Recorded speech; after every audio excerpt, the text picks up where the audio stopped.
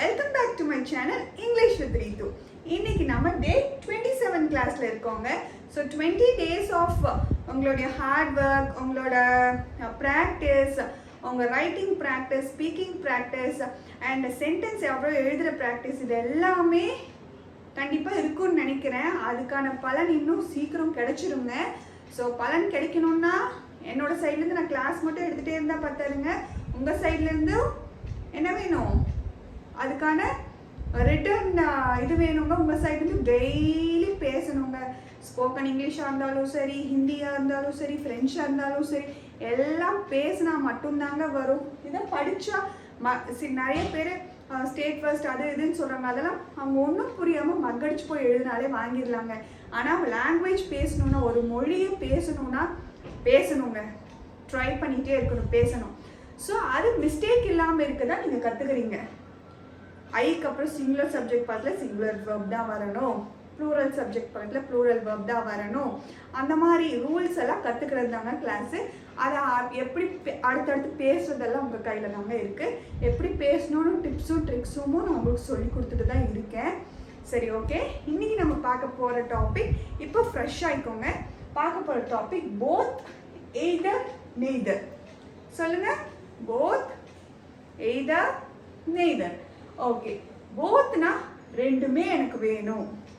Both, இதுவும் வேணும் இதுவும் வேணும், ரெண்டுமே வேணும். எய்தர்னா ஒன்னா இது வேணும், இல்லாட்டி இது வேணும். இது எய்தர். ஓகேவா? அடுத்து நெய்தர். நெய்தர்னா இதுவும் வேண்டாம் இதுவும் வேண்டாம்.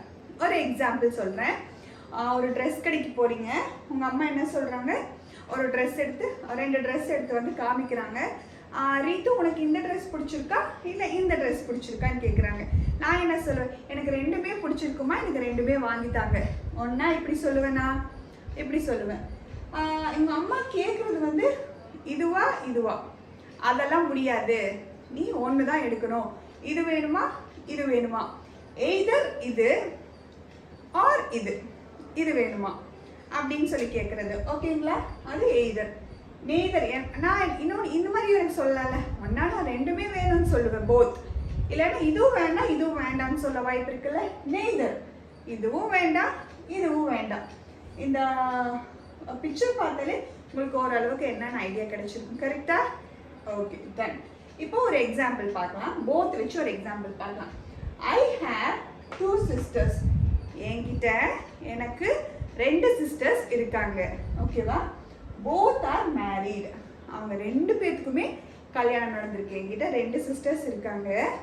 இவங்களும் 2 சிஸ்டர்ஸ், இவங்களும் மேரீட் இவங்களும் மேரீட்.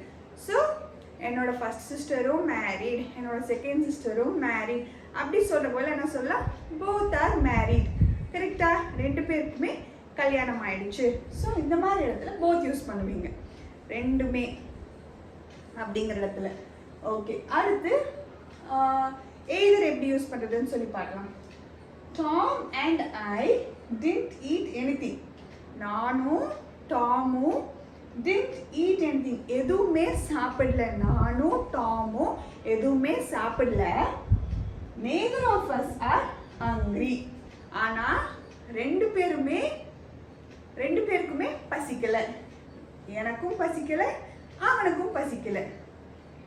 இல்லைன்னு வருதா, எனக்கும் பசிக்கலை டாமுக்கும் பசிக்கலை. ஓகேங்களா? ஸோ டாம் அண்ட் ஐ, எங்கள் ரெண்டு பேரும் எதுவுமே சாப்பிடல, டிட்ன்ட் ஈட் எனிதிங். ஆனால் neither of us are hungry, ரெண்டு பேருக்குமே பசி இல்லை. neither of us, அஸ்னா நாங்கள், neither அவனும் ஹங்க்ரி இல்லை நானும் ஹங்க்ரி இல்லை அப்படின்னு சொல்கிறது. ஓகேவா?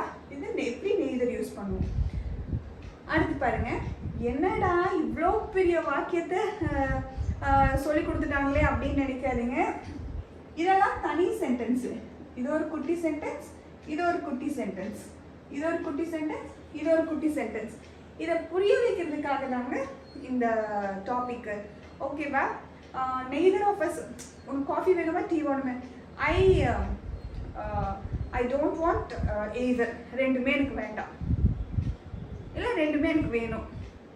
ஐ வாண்ட் எய்தர் ஆஃப் இட், அவன் காஃபி வேணுமா டீ வேணுமா, either of it, either of them. ஏதோ ரெண்டுல ஏதோ ஒன்று கொடுங்க.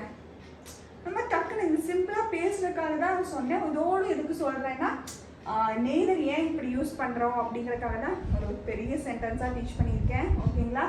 ஸோ அடுத்து பாருங்க, either Ritu or Ashwin will win the match. Neither, oh first நான் நெய்தர் பற்றி சொல்லிட்டேனா? சரி ஓகேங்க. அடுத்து இப்போ எய்தர் பார்க்கலாம்.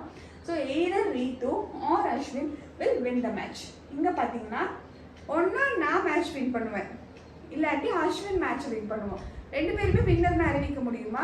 கண்டிப்பாக ஒரு வின்னர் இருக்கணும், ஒரு ரன்னர் கண்டிப்பாக இருந்ததான் செய்வாங்க. நான் வின்னர்னா அவன் ரன்னராக தான் இருப்பான், அவங்க வின்னர்னா அஸ்வின் வின்னர்னா நான் ரன்னராக தான் இருப்பேன். ஓகேவா? Either Ritu or Ashwin will win the match. இந்த மாதிரி ஒன்றா இது ரீத்து இல்லைன்னா அஸ்வின், ஒன்றா இது இல்லைன்னா இது அப்படிங்கிறப்ப எய்தர் யூஸ் பண்ணுவீங்க. ரெண்டுமே வேணாங்கிறப்ப நெய்தர், ரெண்டுமே வேணுங்கிறப்ப போத். டவுட் இருக்காங்க? சிம்பிளான இந்த எக்ஸாம்பிளாக கொஞ்சம் காம்ப்ளிகேட்டடாக இருக்குன்னு நினைக்காதீங்க. சிம்பிளான இதுனா அந்த ட்ரெஸ் எக்ஸாம்பிள் தாங்க. அவங்க அம்மா வந்து 2 ட்ரெஸ் காமிக்கிறாங்க, எது வேணும்னு கேட்டால் ரெண்டுமே வேணும்னு சொன்னால் போத். அவங்க கேட்குறாங்க இதுவா இதுவா, either this or this, either this or that, which do you want அப்படின்னு கேட்குறாங்க. அப்போ அவங்க எய்தர் சொல்லுவாங்க. நான் என்ன சொல்லுவேன், ஒன்றா ரெண்டு வேணும்னு இல்லைன்னா I don't want either of neither of them, இதுவும் வேண்டாம் அதுவும் வேண்டாம் அப்படிங்கிறப்ப நெய்தர். ஈஸி தானே? இந்த சென்டென்ஸில் எப்படி யூஸ் பண்ணுறதுன்னு சொல்லி இன்னும் அடுத்தடுத்த கிளாஸில் டீப்பாக நான் சொல்லித்தரேன்.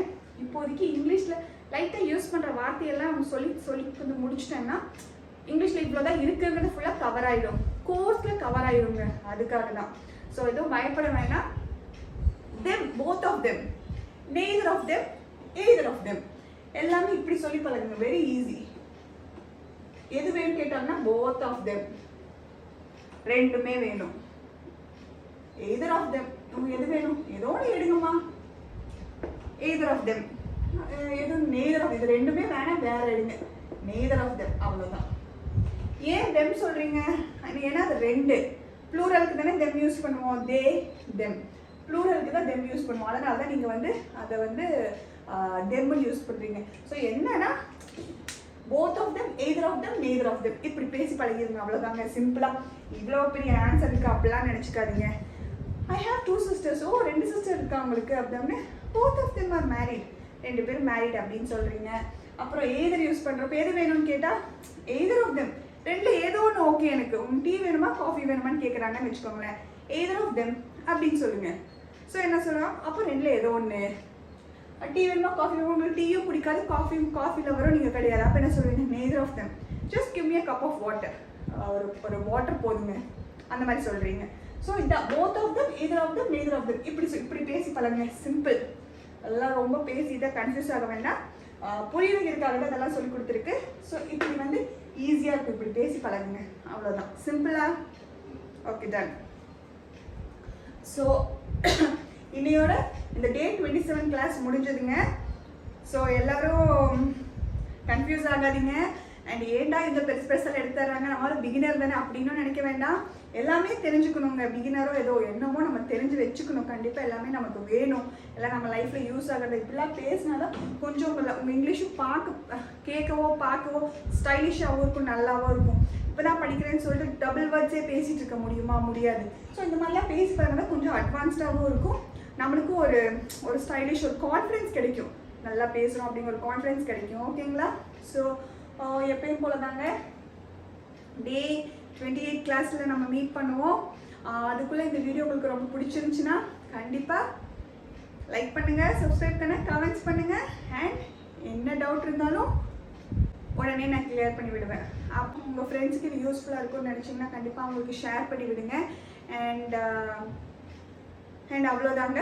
டே 28 கிளாஸில் மீட் பண்ணுவோம். பாய்.